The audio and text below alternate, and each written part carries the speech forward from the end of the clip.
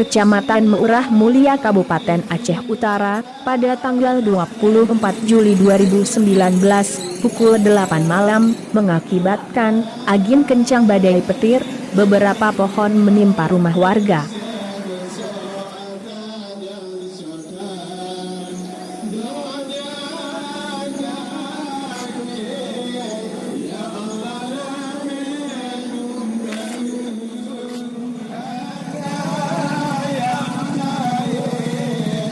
KUD Jungka Gajah Kecamatan Meurah Mulia Kabupaten Aceh Utara, pohon menimpa rumah toko tempat gilingan mie dan bumbu masakan. Terjadi pohon menimpa kediaman mereka.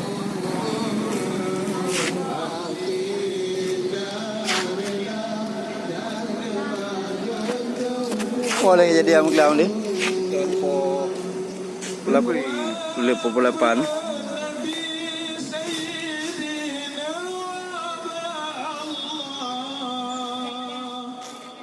Pohon menimpa arus listrik mengakibatkan 3 tiang listrik ludas, terjadi semalam, di Kampung Meunasah Nibong Kecamatan Meurah Mulia, Kabupaten Aceh Utara. Pohon menimpa tiang arus listrik.